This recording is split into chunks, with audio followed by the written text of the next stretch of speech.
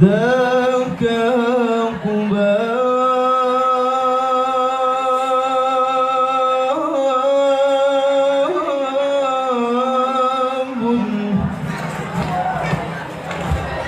طيبة مدينة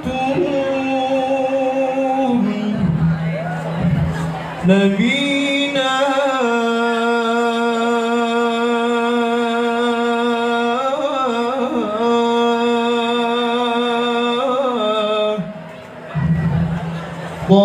طابت صراها برسولي محمد عليه سلامنا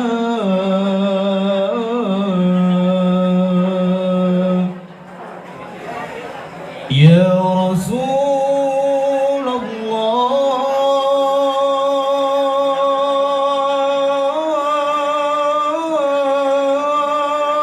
الله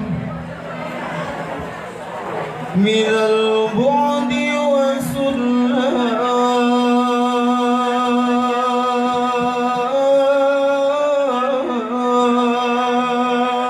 وسلام يا رسول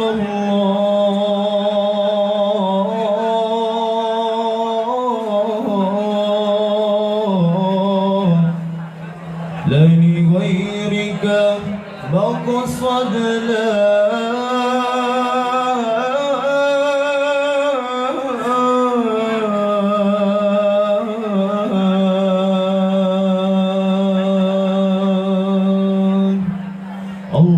اللهم صل وسلم على سيدنا محمد صلوا عليه وعلى آل سيدنا محمد اللهم صل عليه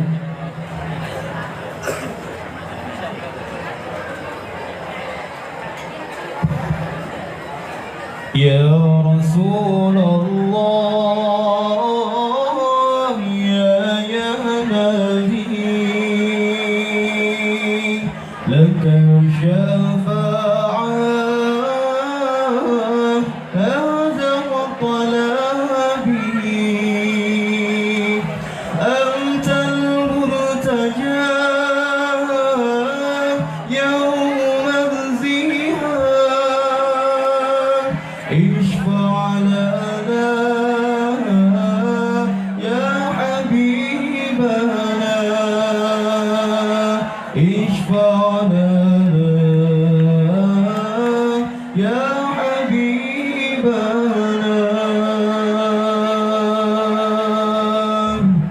يا رسول الله يا نبي لك الشفاعة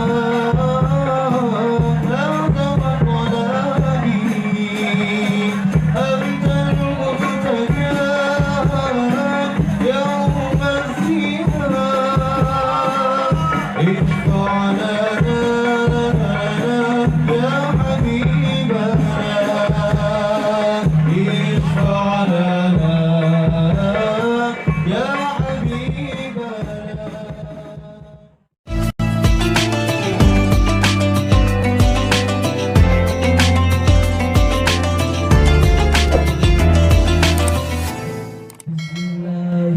Bismillahirrahmanirrahim. Assalamualaikum warahmatullahi wabarakatuh.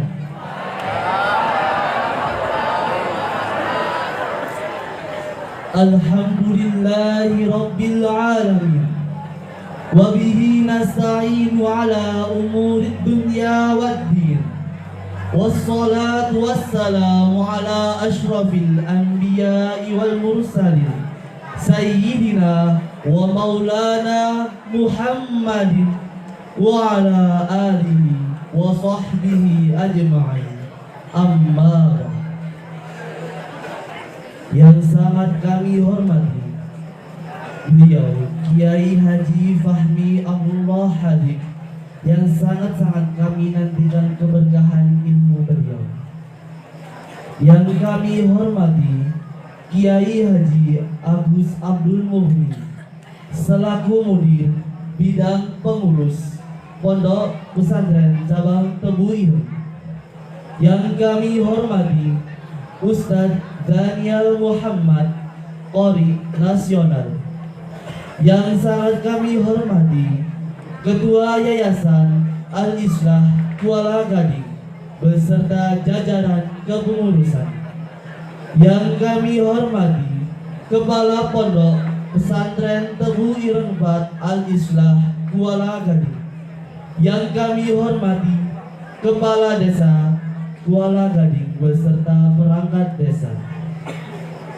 Puji syukur kehadirat Allah Subhanahu wa ta'ala, yang mana telah memberikan kita nikmat hidayah dan rahmatnya berupa kesehatan jasmani dan rohani, sehingga kita bisa berkumpul pada majelis yang insya Allah berbahagia pada malam hari ini, yakni pengajian umum dalam rangka peringatan Haul Kiai Haji Salahuddin Wahid yang kedua. Salawat serta salam tercurahkan kepada Nabi Agung Muhammad Sallallahu Alaihi Wasallam yang telah membimbing kita semua dari jalan yang penuh kegelapan gelap gulita menuju jalan yang penuh terang benderang, yakni ad-dinul Islam wal iman. Di sini kami sebagai pembawa acara akan menuntun acara pada malam hari ini. Yang pertama, pembukaan, dilanjutkan dengan lantunan ayat-ayat suci Al-Quran. Kemudian pembacaan tahlil dan doa khatmil Quran. Acara selanjutnya yakni Gemah Sholawat. Kemudian dilanjutkan dengan sambutan-sambutan dan menuju acara inti yakni Mau'izatul Hasanah dan doa, dan ditutup. Marilah kita buka acara ini dengan bacaan Ummul Quran agar acara ini berjalan dengan lancar tanpa adanya halangan suatu apapun. Ala hadhihi niyyah as-salihah al-Fatihah.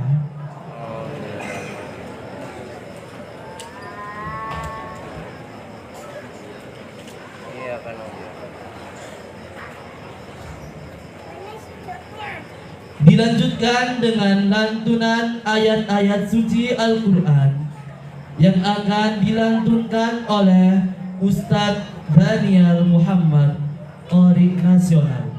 Kepada beliau dengan segala hormat kami haturkan.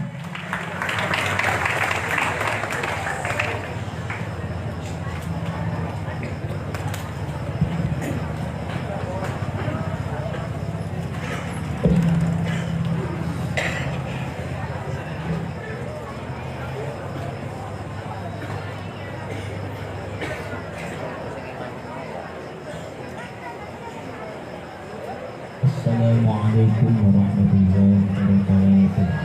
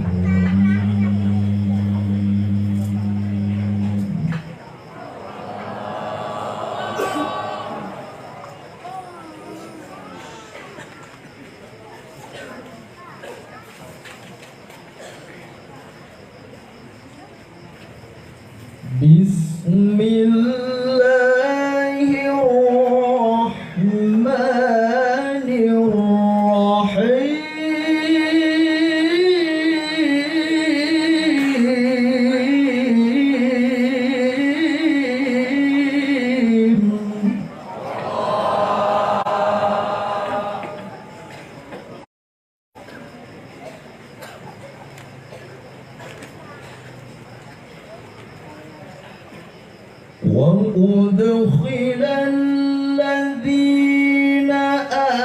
آمنوا وعملوا الصالحات جنات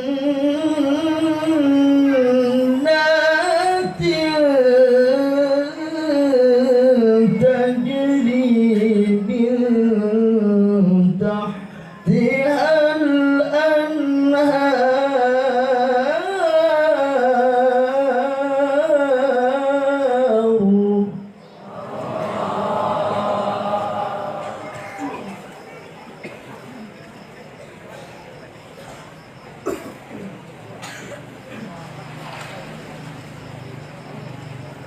تجري من تحتها الأنهار خالدين فيها بإذن ربهم تحيتهم فيها سلام.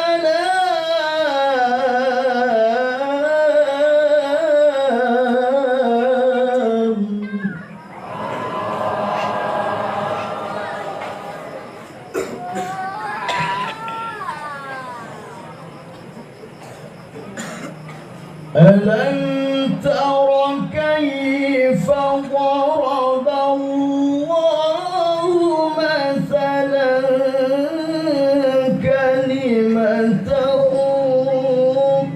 طيبة كشجرة طيبة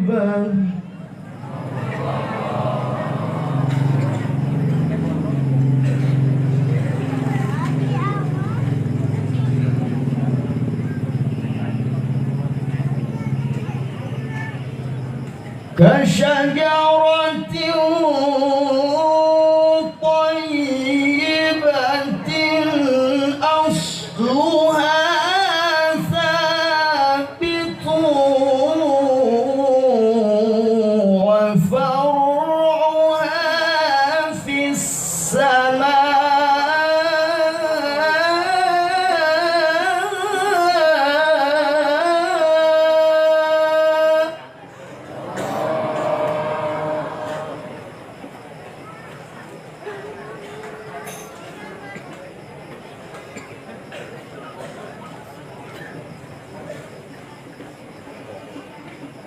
تؤتي أكلها كل حين بإذن ربها ويضرب الله الأمثال للناس لعلهم يتذكرون.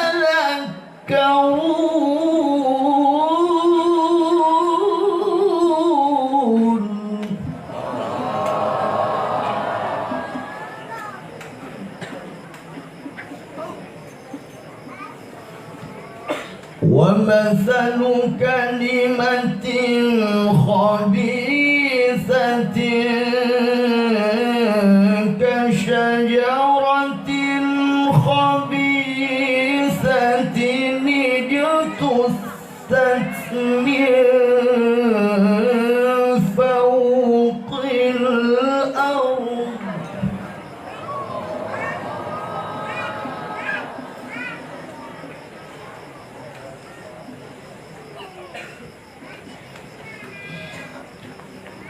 كشجرة خبيثة اجتثت من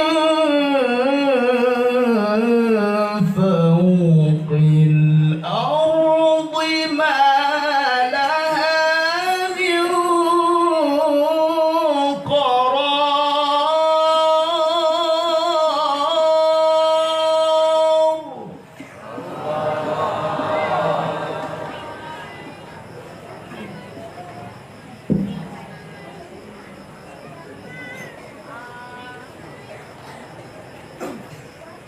يثبت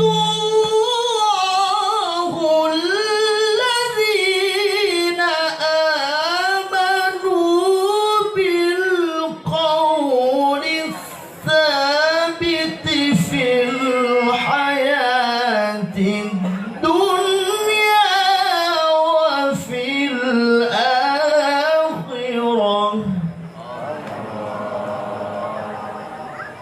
ويضل الله الظالمين ويفعل الله ما يشاء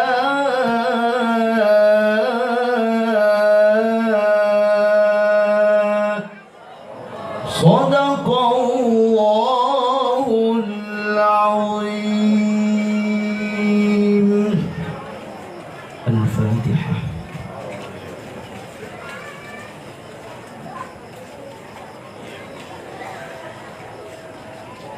Wassalamualaikum warahmatullahi wabarakatuh.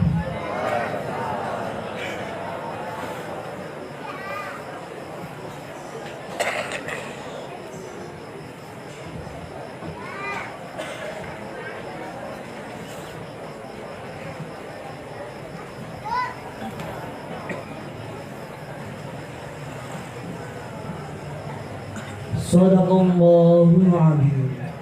Maha benar Allah dengan segala firman-Nya. Semoga lantunan ayat-ayat suci Al-Quran yang telah dilantunkan tadi bisa menjadikan hati kita semua jernih kembali. Amin. Dan terkhusus kepada pelantun ayat suci Al-Quran agar mendapat rahmatnya dari Allah Subhanahu wa Ta'ala. Acara selanjutnya yakni pembacaan tahlil dan doa khotmil Quran yang akan dipimpin oleh Ustadz Fajri.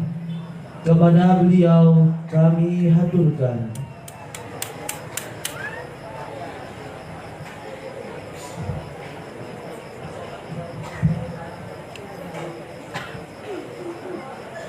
Assalamualaikum warahmatullahi wabarakatuh.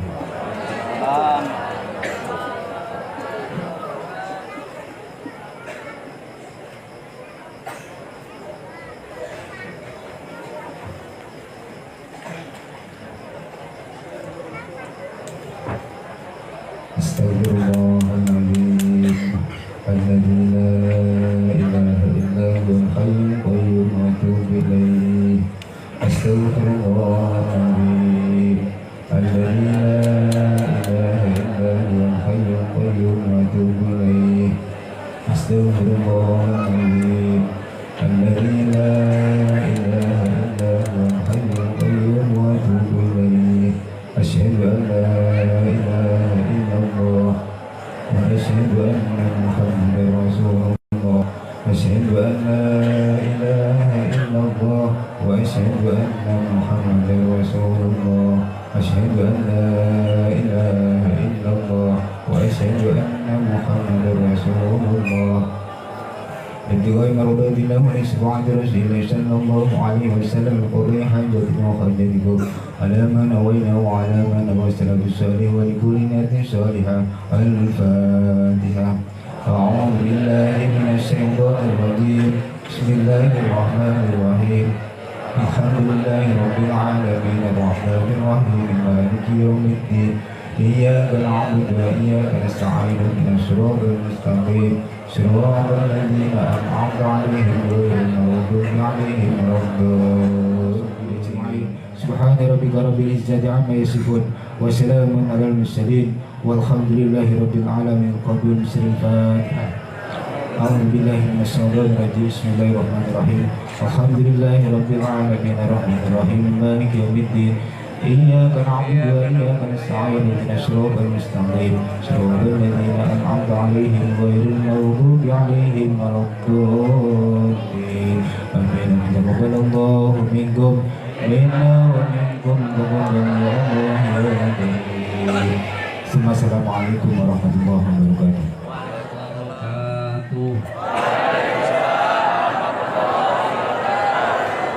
Alhamdulillahilladzi an'amana bi ni'matil iman wal islam. Wassalatu wassalamu ala sayyidina wa habibina wa qurrati a'yunina Muhammadin sallallahu alaihi wasallam wa ala alihi wa sahbihi ajma'in, amma ba'd. Yang kami hormati para alim, sesepuh, sahabini sepuh, wabil khusus panjenenganipun Romo Yai Fahmi Amrullah. Yang kami hormati Romo Yai Agus Mugni. Yang kami hormati Bapak Kepala Desa Kuala Gading beserta aparatur desa. Yang kami hormati Ketua Yayasan Al-Islah Kuala Gading. Yang kami hormati tokoh masyarakat Desa Kuala Gading yang tidak bisa sebutkan satu persatu, asatid wal asatidah Pondok Pesantren Tebu 4 yang saya hormati, tamu undangan yang juga bisa hadir pada malam hari ini yang saya hormati, santri putra maupun putri yang saya sayangi. Syukur alhamdulillah pada kesempatan yang berbahagia ini kita sama-sama bisa hadir, yaitu dalam acara pengajian umum dalam rangka Qaul Kiai Haji Solahuddin Wahid yang kedua. Mudah-mudahan hadir kita bersama pada malam hari ini mendapat ridho daripada Allah Subhanahu wa taala. Amin ya rabbal alamin. Salawat dan salam mudah-mudahan terlimpahkan kepada junjungan alam Nabi besar Muhammad sallallahu alaihi wasallam. Mudah-mudahan kita diakui sebagai umat beliau yang pada akhirnya nanti kita mendapat syafaatnya. Amin amin ya rabbal alamin. Selanjutnya yang pertama saya ucapkan terima kasih yang sebanyak-banyaknya kepada seluruh panitia yang telah susah payah untuk terlaksananya acara, yaitu mulai dari fasohah yang dilaksanakan pada hari Kamis dan berlanjut sampai dengan malam hari ini, yaitu acara haul yang kedua Kiai Haji Solahuddin Wahid. Mudah-mudahan jerih payah daripada seluruh panitia yang telah mengerahkan segala tenaga dan pikiran untuk terlaksana acara semua. Mudah-mudahan mendapat ridho daripada Allah Subhanahu wa taala. Amin ya rabbal alamin. Terima kasih yang kedua kami sampaikan dengan sungguh sangat-sangat berterima kasih atas kerawuhan beliau, yaitu Kiai Haji Fahmi Amrullah beserta Kiai Haji Agus Mugni dan beserta Ustadz Daniel, yang dalam hal ini beliau adalah agendanya acara fasohah di pesantren cabang Tebureng 3 dan Tebureng 4. Alhamdulillah sekaligus malam ini beliau bisa mengisi untuk acara haul Kiai Haji Solahuddin Wahid yang kedua, dan mudah-mudahan insya Allah besok beliau beserta rombongan akan pulang ke Jombang. Kita doakan bersama mudah-mudahan perjalanan beliau besok sampai dengan Jombang diberikan keselamatan oleh Allah dan juga diberi kesehatan Allah. Amin amin ya rabbal alamin. Bapak Ibu yang kami hormati, tentunya malam ini kita memperingati haul beliau Kiai Haji Solahuddin Wahid. Ini adalah mengingatkan kita bersama yang pada tahun 2014 alhamdulillah beliau menyetujui di Desa Kuala Gading ini berdiri cabang yang keempat. Sehingga dengan persetujuan beliau berilah pondok pesantren. Bapak Ibu yang hari itu mungkin kita hitung yang terkecil umpama, andai kata menyisihkan uang 1.000 untuk pembangunan pondok, hari ini santri sudah mencapai 1.000. Maka kalau Allah itu punya tradisi tidak akan membalas satu kebaikan, paling kecil dibalas adalah 10 kali lipat. Jadi hari ini kalau 1.000 sumbangannya nilainya sudah 10 juta. Itu paling kecil. Bagaimana kalau yang 10.000? Maka semakin bertambah santri, maka merupakan satu kebahagiaan bagi Bapak Ibu semua sebagai donatur. Tentunya ini tidak lepas juga dari peran beliau Kiai Haji Solahuddin Wahid yang telah menyetujui berdirinya pesantren cabang di Tebu. Sehingga malam ini kita ada acara, malam ini ada santri-santri di sini, ada Kiai Haji Fahmi Amrullah bersama Kiai Agus di sini juga malam ini ada, juga berkat beliau. Sehingga ada satu kaidah mengatakan man lam yaskurin nas lam yaskurillah. Barang siapa yang tidak bisa berterima kasih kepada manusia, berarti sebenarnya dia tidak bersyukur kepada Allah. Mudah-mudahan peringatan haul pada malam hari ini adalah juga bagian rasa terima kasih kita kepada Kiai Haji Sholahuddin Wahid, sekaligus rasa syukur kita kepada Allah Subhanahu wa Ta'ala. Sehingga harapannya dengan rasa syukur ini adalah akan Allah tambahkan sebagaimana janji Allah, la in sakartum la azidannakum wa la in kafartum inna adzabi lasyadid. Bapak Ibu yang kami hormati, para santri yang berbahagia. Jadi terus marilah kita semangat menatap ke depan, bahwa apa yang telah Allah berikan kepada kita adalah sesuatu yang harus kita syukuri dan terus kita tingkatkan. Sebagai santri terus harus bersemangat belajar. Kita sebagai pendidik juga harus terus bersemangat mendidik. Bapak Ibu yang sebagai donatur, monggo semakin semangat untuk menjadi donatur. Mudah-mudahan apa yang kita sumbangkan semuanya, baik tenaga, pikiran, ilmu, dan lain sebagainya, untuk terus majunya Pondok Pesantren Tebur 4 ini, mudah-mudahan selalu dalam ridho Allah, dan pada akhirnya kita nantinya adalah termasuk orang-orang yang bersama dengan Kiai Haji Sholahuddin Wahid dan juga Mbah Hasyim Asy'ari, dan mudah-mudahan kita nantinya adalah mendapat ridho daripada Allah Subhanahu wa Ta'ala. Amin amin ya rabbal alamin. Demikian yang dapat saya sampaikan, kurang lebihnya mohon maaf. Wallahu yuwaffiquna lima yuhibbu wa yardah. Assalamualaikum warahmatullahi wabarakatuh.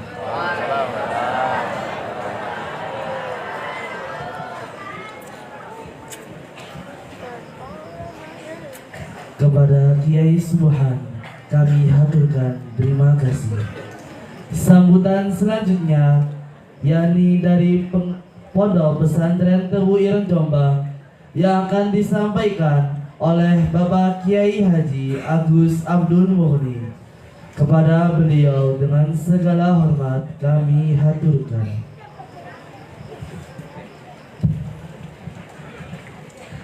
Bismillahirrahmanirrahim. Assalamualaikum warahmatullahi wabarakatuh. Alhamdulillahirabbil alamin. Alhamdulillahirabbil asyhadu an la ilaha illallah wa asyhadu anna Muhammadar Rasulullah. Allahumma shalli ala sayyidina Muhammadin wa ala alihi wa sahbihi ajmain, amma ba'd. Hadirin kiram yang saya hormati, Kiai Subhan, yang saya hormati Pak Kepala Desa Pak Wahyu, jajaran dari pengurus Yayasan Tebir 4, pengurus Pondok Tebir 4, para asatidz, ustadz, ustadzah, santri-santriwati, tokoh masyarakat, hadirin hadirat yang hadir di sini, yang tentunya tidak bisa saya sebutkan satu persatu. Puji syukur kepada Allah Subhanahu wa Ta'ala, malam hari ini kita dapat hadir bersama dalam acara Haul Kiai Haji Sholahuddin Wahid yang kedua, sekaligus kami dari Tebireng beserta Kiai Haji Fahmi dan Ustadz Zainal ini adalah melanjutkan program yang sudah dirumuskan, sudah dijadwalkan oleh Pondok Pesantren Tebireng, yaitu Fashoha Al-Quran. Fashoha Al-Quran ini sudah 2 kali diadakan. Yang pertama di Tebireng 16-17, yang kedua di Tebireng cabang 8 yang diikuti cabang Cianjur dan Lampung. Dan alhamdulillah yang kedua ini Tebireng 3 dan Tebireng 4, dan dihadiri oleh Ustadz yang ngajar Fashoha ini, Ustadz Zaniar, juara 1 nasional. Alhamdulillah. Yang kemarin, yang pertama yang ngajarin itu Ustadz Afo, tapi sekarang beliau menjadi imam besar di Dubai. Jadi Madrasatul Quran ini punya prestasi yang luar biasa. Saya waktu itu diminta oleh Kiai Haji Sholawahid untuk menjadi mudir cabang itu tahun 2019, dan saya di Tebireng 4 ini sudah 3 kali. Setiap datang alhamdulillah ada perubahan bangunannya tambah, santrinya tambah, ustadznya tambah, mudah-mudahan ilmunya juga. Maka kemudian yang belum ada kurikulum di pesantren cabang kemudian dilengkapi oleh Tebireng Ustadz, termasuk pelajaran fashohah Quran. Tapi tadi ada yang bilang kok cuma 2 hari ya, mestinya 2 minggu. Kira-kira mau kalau 2 minggu diajari Ustadz Daniel? Mau? Kalian gelem dengan 2 minggu? Ya, insya Allah ini sebagai langkah awal. Nanti setelah saya pulang ke Tebireng melaporkan kegiatan ini, insya Allah kalau mau ditambah nanti kita punya satu metode yang lain. Mungkin beberapa alternatif, bisa mengirimkan saja ustadznya ke sini 1 minggu atau 2 minggu, atau mungkin ustadz ini yang dibawa ke sana. Mana nanti yang paling baik? Ini paling perlu dibuat suatu kesepakatan. Dan alhamdulillah dari Tebireng cabang ini sudah ada 16 cabang. Santrinya rata-rata yang di bawah 300 ada, yang kira-kira 300 sampai 500 ada, yang 500 ke atas itu termasuk Tebireng 4. Alhamdulillah. Termasuk regelnya bagus. 1000. Ini kalau menurut catatan ini paling banyak Tebireng 4. Mudah-mudahan kedepannya semakin banyak. Dan saya pesan kepada santri dan santriwati, santri putra dan santri putri ini, satu, belajar yang sungguh-sungguh sehingga nanti lulus dari pesantren itu ilmunya barokah dan bermanfaat untuk masyarakat. Khairun nas anfa'uhum. Jadi kalau sudah belajar ilmunya tidak diamalkan, eman-eman. Tidak usah khawatir lulus dari pondok, nggak usah khawatir. Kata Gus Babnya, ada orang tanya, anakmu mbak dari pondok itu harus jadi apa? Mau jadi apa anak kamu taruh pondok itu? Jawabannya gampang, sampai cari model apa yang di pondok ada semua. Lulus pondok jadi presiden ada? Gus Dur. Ya. Lulus pondok jadi wakil presiden? Kiai Ma'ruf Amin. Ya, kurang apa? Menteri oke, bupati oke, gubernur oke, nak yai, wah sak tumpuk iki calon yai kabeh. Bunyai, alah bunyai akeh. Bunyai untuk yai udah tibu.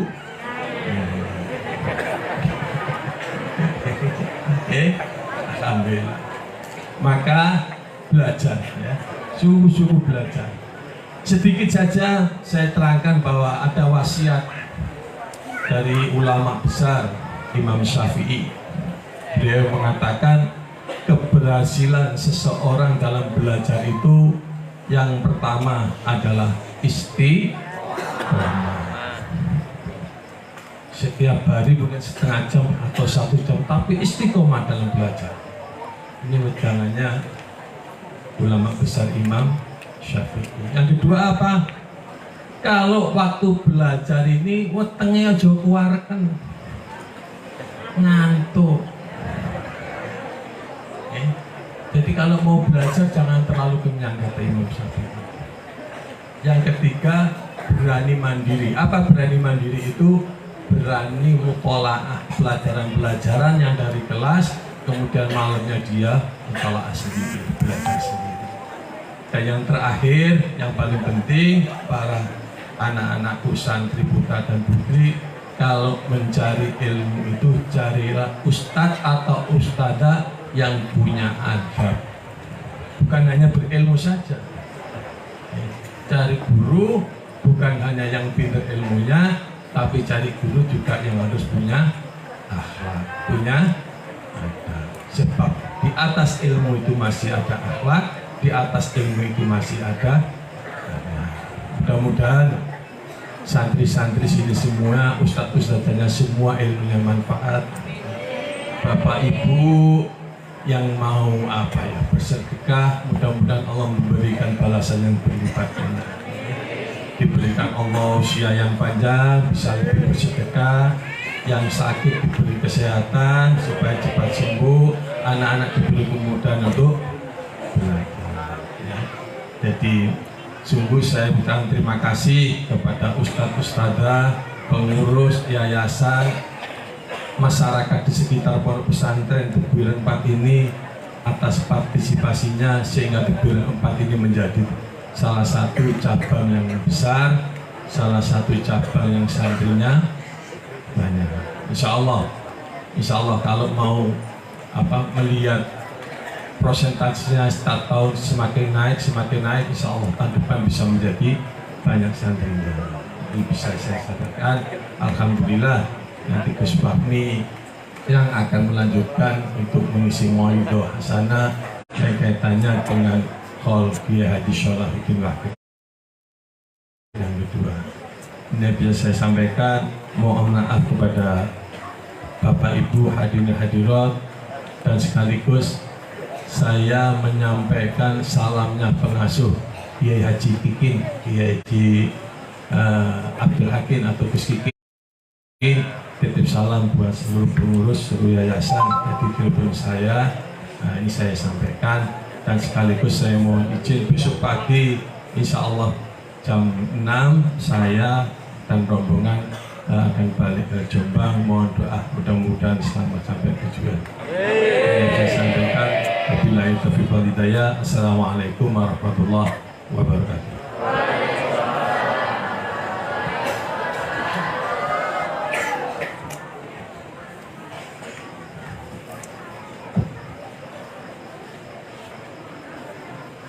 Kepada Kiai Haji Agus Abdul Muhyi kami haturkan terima kasih.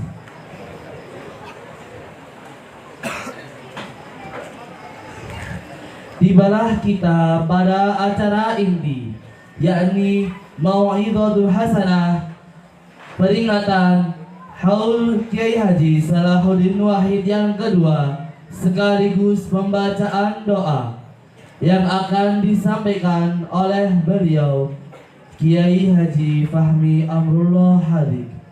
Kepada beliau dengan segala hormat kami haturkan.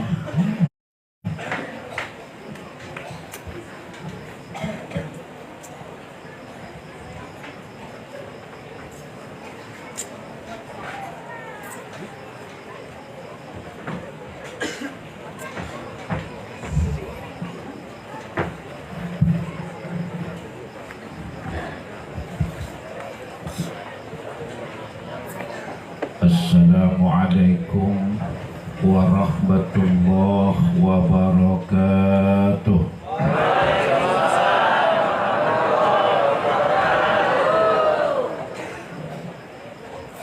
Alhamdulillahi wa kafa, wassalatu wassalamu ala sayyidina Muhammadin al-Mustafa wa ala alihi wa ashabihi wa man tabi'ahum ila yaumil wafa.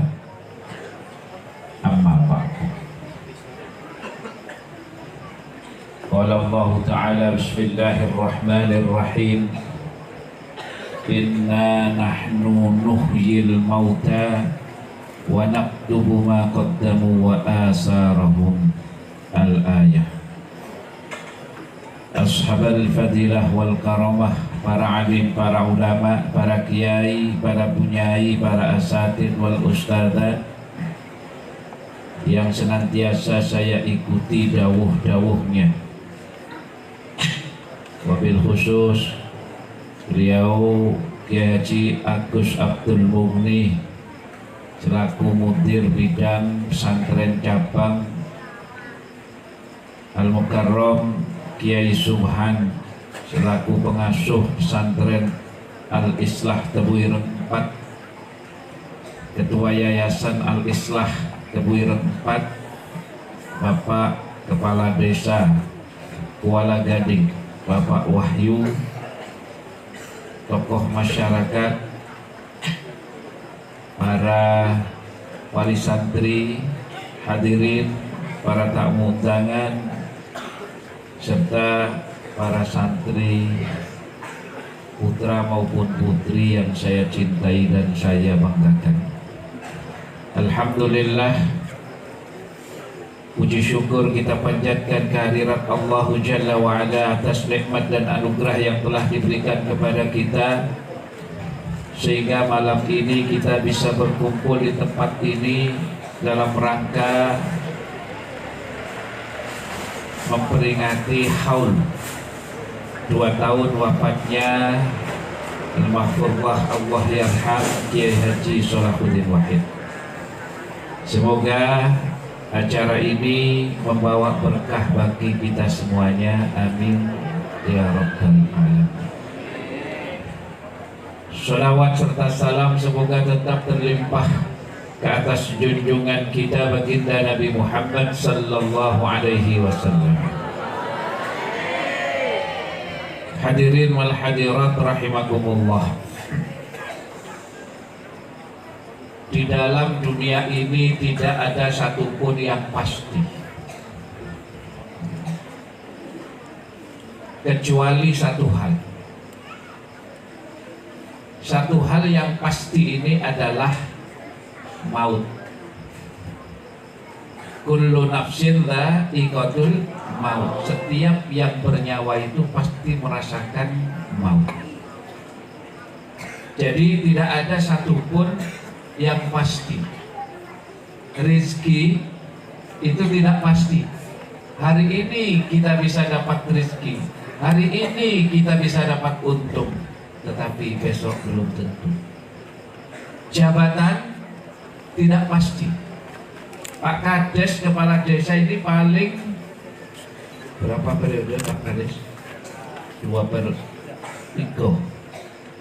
periode. Ya. Nanti pilihan muka-muka tadi lagi. Sudah boleh, mau terangsang. Nah, jatahnya sudah habis, paling 3 periode.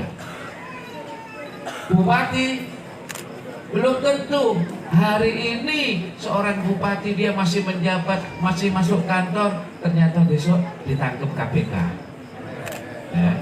Artinya jabatan itu juga tidak pasti. Nah, satu-satunya yang pasti itu adalah maut. Maka siapapun kita harus mempersiapkan diri untuk itu. Inna nahnu nuhyil mauta wa naktubu ma qaddamu wa asarahum. Kata Allah, sesungguhnya aku menghidupkan yang telah mati. Inna nahnu nuhyil mauta. Sesungguhnya kami akan menghidupkan yang telah mati, wa naktubu. Pakai fi'il mudhari, ya. Ini wanak tubuh, dan akan kami tulis, kami akan menulis maqaddamu, apa-apa yang telah mereka kerjakan, apa-apa yang telah mereka lakukan, wa asarahum, dan bekas-bekasnya. Ya. Artinya bahwa seseorang itu harus mempersiapkan diri, bukan hanya mencari bekal hidup, tapi juga harus mencari bekal mati. Nah, sebaik-baik bekal, fatazawwadu fa inna khairaz zadi taqwa. Carilah bekal oleh kalian, dan sebaik-baik bekal itu adalah takwa. Hadirin wal hadirat rahimakumullah.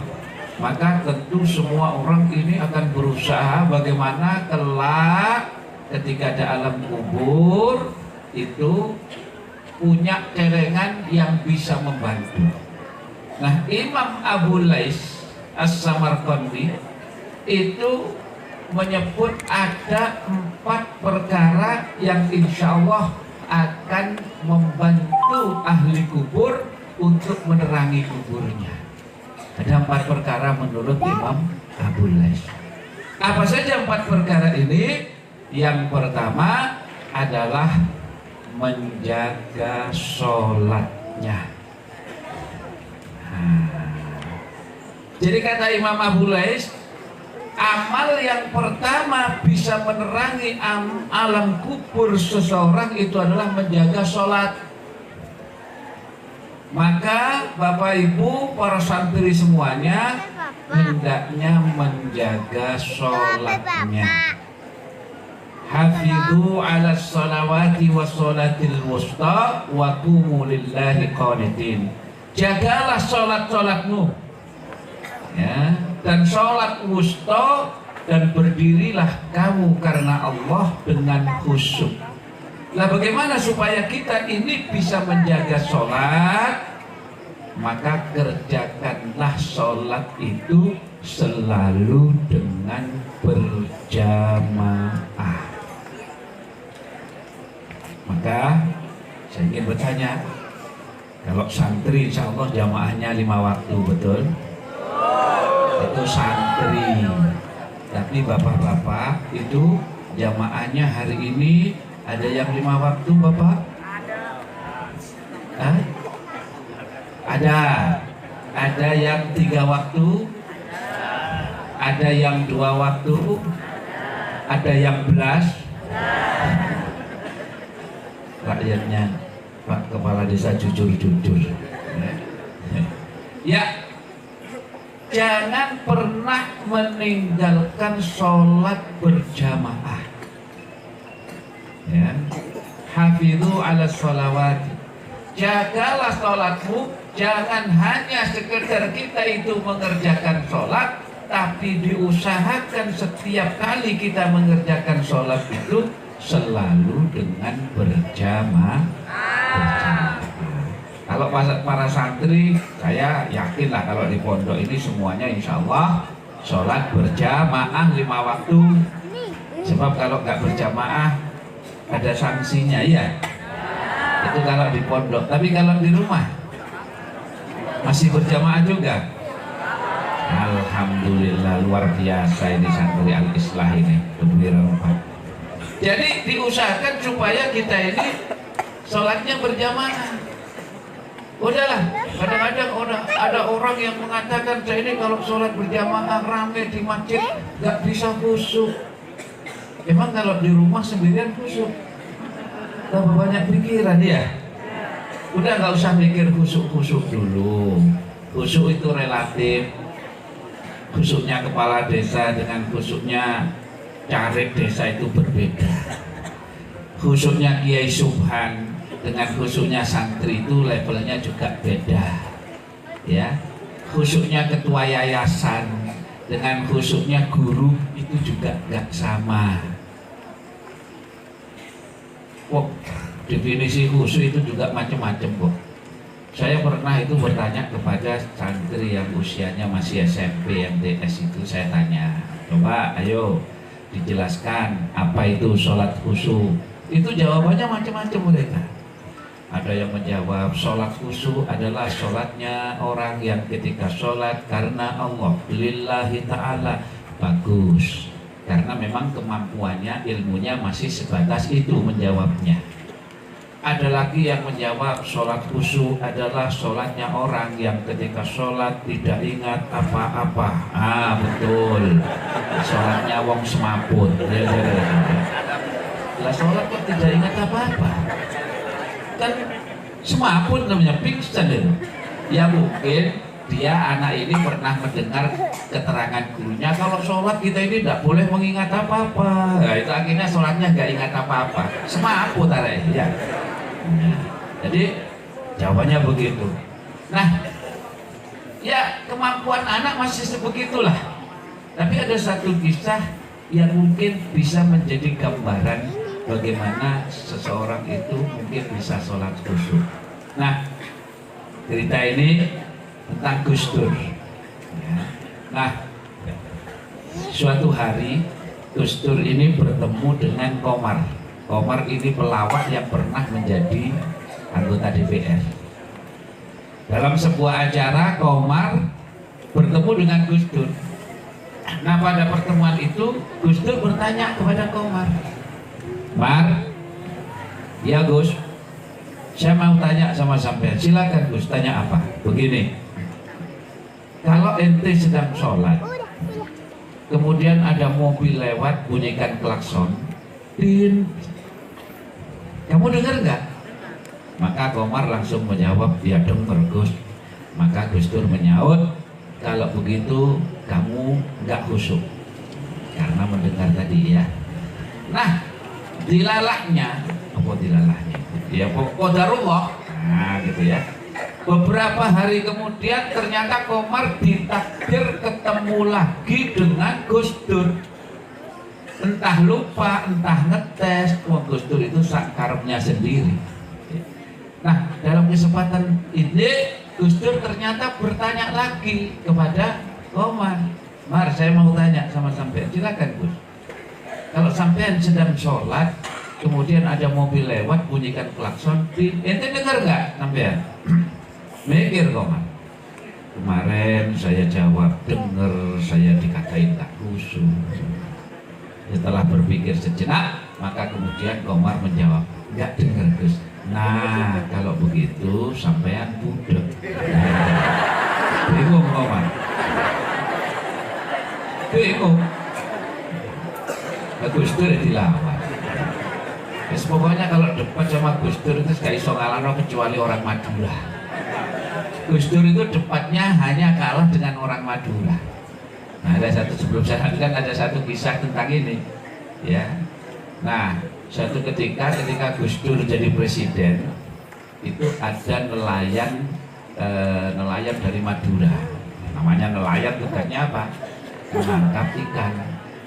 Nah, suatu ketika nelayan ini ditangkap polisi di Raja Malaysia karena dituduh mencuri ikan di perairan Malaysia. Hanya ditahan. Nah, suatu ketika Gus Dur mengadakan kunjungan kenegaraan ke Malaysia ketika jadi presiden. Nah, karena Gus Dur ini sangat sayang kepada warganya, terutama warga Madura, maka disambangi ke penjara. Nah, di penjara itu Gus Dur bertanya kepada orang Madura ini, "Sampean ini kenapa kok nyolong, kok mencuri ikan di Malaysia?" Nah, warga Madura dituduh nyolong, "Nggak terima." "Enggak Gus, nggak nyolong saya." Orang Madura kan begitu. "Nggak nyolong, saya nggak terima saya. Wong saya itu menangkapnya itu di Madura kok. Cuma ketika mau saya tangkap, lari kan. Lari kan. Karena lari dikejar oleh saya." Ya, tak kejar terus, tak kejar, tak berhenti. Tiba-tiba saya ditangkap oleh polisi Malaysia, dituduh saya ini mencuri ikan Malaysia di perairan Malaysia. Tidak terima saya. Wong itu ikan Madura yang lari ke Malaysia. Jadi Gus Dur rakyat begini telu ayo ngeluh apa ya. Nah, lanjut ke masalah khusyuk tadi. Nah, kalau kita ini cerdas sebenarnya, apa yang disampaikan Gus Dur kepada Komar tadi itu ada satu pelajaran yang luar biasa, bahwa urusan khusyuk nggak khusyuk itu bukan urusan kuping, bukan urusan telinga, iya kan? Bukan berarti kalau dengar itu nggak khusyuk, bukan. Yang biasa ngimami di masjid ini, ya, Ustadz siapa? Siapa? Ustadz Fajri. Saya mau tanya ya Ustadz. dengan jawab dengan jujur. Ustaz Fadri ketika sedang imami, kemudian ada Pak Lurah lewat di sini ya, Pak Kepala Desa, terus kebel Pak Kepala Desa, bin gitu. Kira-kira Ustaz Fadri dengar nggak? Dengar ya? Alhamdulillah jujur sekali. Kalau tadi jawab nggak dengar, tak budek-budek lo nggak. Artinya apa? Bahwa khusyuk nggak khusyuk itu bukan urusan telinga, tetapi yang disebut khusyuk itu adalah sebagaimana firman Allah di dalam suratul Baqarah, alladzina yadhunnuna annahum mulaqu rabbihim wa annahum ilaihi raji'un. Sholatnya orang yang khusyuk itu adalah sholatnya orang yang ketika dia itu sholat, dia merasa seolah-olah mulaqu rabbihim, bertemu dengan Tuhannya, berkomunikasi dengan Tuhannya, wa annahum ilaihi raji'un, dan mereka yakin akan kembali kepada Tuhannya. Nah, karena orang ini merasa berkomunikasi dengan Tuhannya, maka sebelum sholat dia sempurnakan persiapannya, wudunya disempurnakan, pakaiannya disempurnakan. Syukur-syukur pakai baju putih kayak yang saya pakai, kayak yang dipakai oleh bapak-bapak, putih polos, nggak ada tulisan, nggak ada motif-motif, supaya ketika kita berjamaah tidak mengganggu yang lain. Saya ini pernah sholat di Surabaya, di satu masjid di Surabaya, namanya kota metropolitan. Itu yang sholat di masjid umum itu kan macam-macam. Ada seorang remaja laki-laki itu ya pakai kaos oblong. Nah, sekarang ini kan banyak kaos yang ada tulisannya yang lucu-lucu gitu ya. Mungkin santri-santri juga punya semua kaos oblong yang ada tulisan dagadu atau apa itu yang ada tulisannya lucu-lucu. Nah, ketika itu saya sedang di tempat wudhu, ada seorang remaja yang sedang wudhu juga pakai kaos oblong. Di belakang ya, pakai kaos oblong, ada tulisan di belakang ini ya. Itu ada tulisannya berbunyi begini, yang baca tulisan ini gila. Gilanya ada gede di bawah sendiri. Untung saya bacanya di tempat wudhu. Kok coba remaja ini sholat berjamaah di depan saya? Allahu Akbar, yang baca tulisan ini gila. Batal saya ya, wong gila. Nah, makanya pakai baju yang polos, ibu-ibu juga ya. Dulu zaman saya kecil, mukena itu mesti warnanya putih. Zaman saya masih SD loh, mukena itu putih semuanya, polos, nggak ada macem-macem. Nah, sekarang kan motif-motif ya. Jadi mukena itu kayak pelangi merah kuning hijau ya. Jadi ada yang kain parasut ya, terus titik-titik polkadot dan sebagainya ya, warnanya itu lucu-lucu pink ya itu ya. Nah, terus ada lagi yang pakai bordir-bordir itu ya. Nah, ada itu ibu-ibu sholat pakai rukenanya di belakang, di sini ada bordiran itu bunga. Sehingga yang sholat di belakangnya itu Allahu Akbar, bunga apa ya? Kayak bunga melati tapi kok gede aja. Terganggu nggak yang di belakang? Terganggu ya. Nah itu apa? Nah, makanya disempurnakan persiapannya, sehingga ketika kita ini melaksanakan sholat sudah siap betul. Baru kemudian ketika pakaian siap suci, wudhu kita sempurna, kita masuk ke masjid, Allah mantap sudah. Orang itu kalau istiqomah menjaga sholat jamaahnya, Nggak usah nunggu kelak pada hari kiamat, nggak usah nunggu. Ketika di dunia, insya Allah dia sudah mendapatkan kemuliaan. Baik ketika dia masih hidup maupun ketika beliau atau ketika dia sudah wafat. Orang yang memperbaiki sholatnya, sesungguhnya dia sedang memperbaiki seluruh hidupnya. Ada satu kisah yang sangat luar biasa, mungkin bisa dipraktekkan. Ya. Suatu ketika di sebuah desa di daerah Depok, ya, di sebuah di Depok itu Jawa Barat, bersebelahan dengan Jakarta. Ada proyek jalan tembus. Setelah disurvei, ternyata proyek jalan tembus ini melewati kuburan kampung setempat dan harus memindah beberapa kuburan yang sudah ada isinya. Maka pemerintah dan masyarakat bermusyawarah, ini bagaimana? Akhirnya masyarakat setuju, sepakat dengan syarat pemerintah menyediakan lahan pengganti kuburan karena harus memindah juga beberapa penghuni kuburan. Nah, pada hari H dilakukan penggalian beberapa kuburan untuk dipindah. Di antara kuburan yang dipindah itu ada satu kuburan yang membuat warga takjub karena jenazahnya itu masih utuh, ya, kain kafannya itu seolah-olah baru dimakamkan 2-3 hari dan masih basah, ya, padahal menurut batu nisan tertulis jenazah ini sudah dikuburkan 24 tahun yang lalu waktu itu. Maka penduduk pun takjub, Masya Allah, Allahu Akbar, Subhanallah. Ini jenazah siapa? Ini jenazah ustadz siapa? Jenazah kiai siapa?